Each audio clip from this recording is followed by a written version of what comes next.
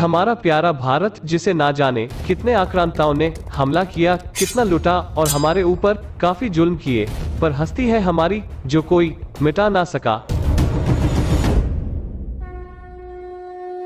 छत्रपति शिवाजी महाराज की। 15 अगस्त सन 1947 को हम आजाद हुए, पर एक काला दिन जिसमें से हमसे एक हिस्सा अलग हुआ। दिन बीतते गए, 20वीं सदी गई, 21वीं सदी आ गई। एक तरफ हम तरक्की की तरफ दौड़ने लगे और दूसरी तरफ हमारा पड़ोसी आतंक के रास्ते पे दौड़ पड़ा। आज स्थिति ऐसी है, दुनिया में कोई भी बात भारत के बगैर सोची नहीं जा सकती। दूसरी तरफ हमारा पड़ोसी दिवालिया होने के कगार पे है। मैं सऊदी अरब से होके आया हूँ, मैं यूएई के होके, अभी मैं तुर्की होके आया हूँ, और मैंने उन भाइयों को कहा कि आप हमारे बड़े अजीम भाई हैं, हमेशा आपने हमारी मदद की। और मैंने यही कहा, जब मैं आया हूँ तो आप समझेंगे शायद ये मांगने आया है। मैं मांगने नहीं आया, लेकिन मजबूरी है। मैं आया हूँ तो आप समझेंगे शायद ये मांगने आया है। मैं मांगने नहीं आया, लेकिन मजबूरी है।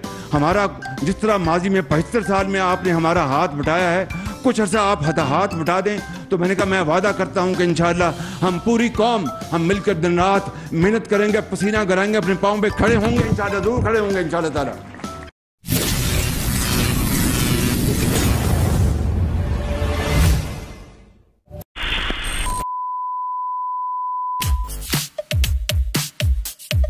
आज का जमाना हाईटेक का जमाना है। अब आपके बहुत सारे काम मोबाइल पे हो जाते हैं। आप किसी भी देश के बारे में आसानी से जान सकते हो। ऐसा बोला जाता है, अगर कोई भी इंफॉर्मेशन गूगल पे नहीं है तो वो चीज दुनिया में है ही नहीं, उसका कोई अस्तित्व नहीं है। इस वीडियो में हमने जाना था कि कैसे पाकिस्तानी चैनलों की बाढ़ आ गई है। अब तो हालात ये है कि आए दिन रोज कई पाकिस्तानी चैनल्स बन रहे हैं। उनमें से भी रिएक्शन और पब्लिक रिएक्शन चैनलों की भरमार है। ओरिजिनल कंटेंट क्रिएटर बस नाम के हैं। लेकिन अगर स्टडी और इंटेलिजेंस के हिसाब से देखा जाए तो पाकिस्तान आ गया मेरे ख्याल, क्योंकि यहाँ पे इंटेलिजेंस बहुत है और टैलेंट बहुत है लोगों में। मैं नहीं मानता। गाने का मौका दे तो ही तय कर सकते हैं कि मुझ में टैलेंट है या नहीं। टैलेंट तो सभी लोगों में, हम भी टैलेंटेड हैं। सवाल टैलेंट का नहीं, सवाल यह है कि टैलेंट के सिवा आप क्या दे सकती है।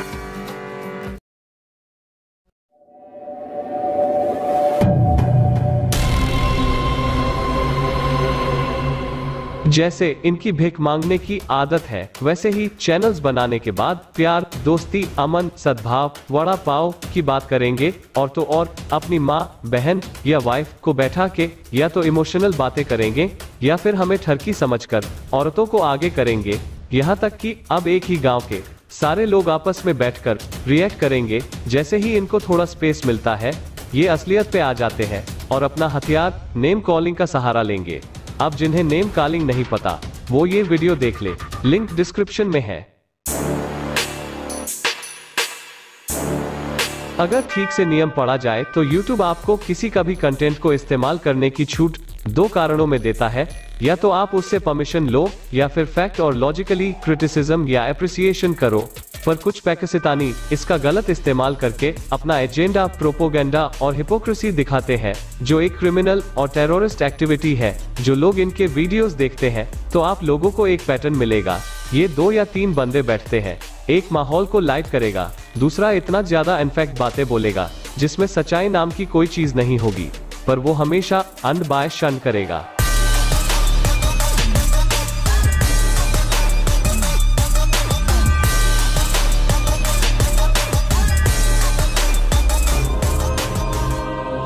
ज्यादातर ये वहाँ की रूलिंग पार्टी के मेंबर्स और कटोरा नियाजी के समर्थक है। इनमें से जो खिलाफ बोलता है वो नेम कॉलिंग यानी उल्टा बोलना का सहारा लेता है। दूसरा जो शांत करता है उसे ग्लिटरिंग जनरलिटी कहते हैं। Associating something with A virtue world, ये एक प्रोपोगेंडा डिवाइस है। इसमें वो हमारे हिसाब से बातें करेगा, पर वो नेम कॉलिंग वाले को ज्यादा बोलने देगा, खुद कम बोलेगा। इन चक्रों में ये भूल गए कि इन पे नजर रखी जा रही है, क्योंकि दुश्मन का पानी भी कोई नहीं पीता। ये तो जहरीले नाग और नागिन है।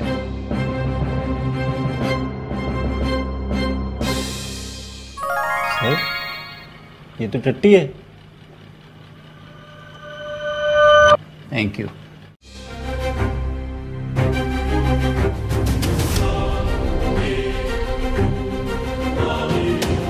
पहला इतना झूठ और जहरीले बातें करेगा, दूसरा तो इतने अमन की परिभाषा बोलेगा कि लोग इनकी बातों से बेवकूफ बने और रोज पहले वाले को गाली दे, दूसरे की पीठ थपथपाए और इनकी रीच बढ़ जाए। हर एक कमेंट वालों में से ज्यादातर लोग भूल जाते हैं कि वो क्लिकबिट भी दे रहे हैं और रिच भी बढ़ा रहे हैं, और ऐसा करने से वो उनकी मदद कर रहे हैं।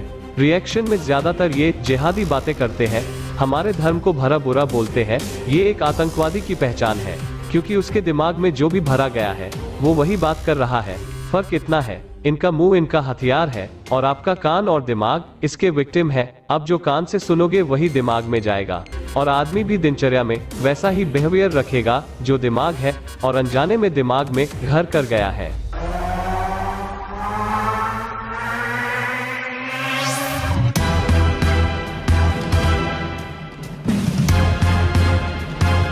इसको ऐसे समझते हैं, मान लीजिए एक ढक्कन आपसे बात कर रहा है और आपकी माँ के बारे में कुछ बोल दे।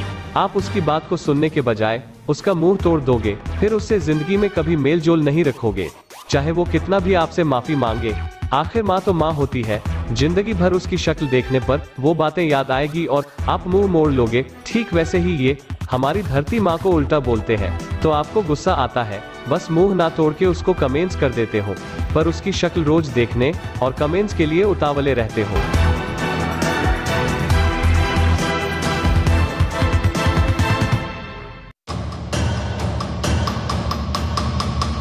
तो दोस्तों, आप उनको देखना बंद क्यों नहीं करते? क्यों भारत माता आपकी सौतेली माता है जो आप भारत माता का अपमान देखने जाते हो?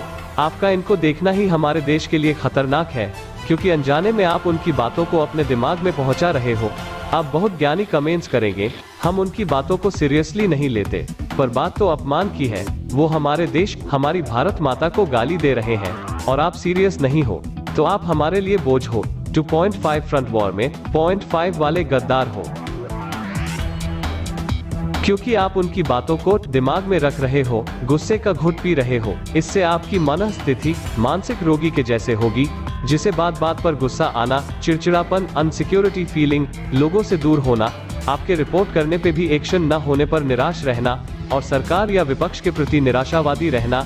ये हमारे समाज और देश के लिए खतरनाक है। हो सकता है आप मेरे बातों को समझ ना सके, मेरे बातों का मजाक उड़ाए, पर एक ना एक दिन इस रिएक्शन टेररिज्म को आप समझोगे और मेरी बातों से सहमत होंगे। प्रोपोगेंडा के अगले डिवाइस का टॉपिक ट्रांसफर होगा, जिसे इट लिंक्स द आइडिया और product with something people like और रिस्पेक्ट कहते हैं, में कवर करेंगे। मिलते हैं अगले रोस्ट एंड रिएक्ट में। जय हिंद।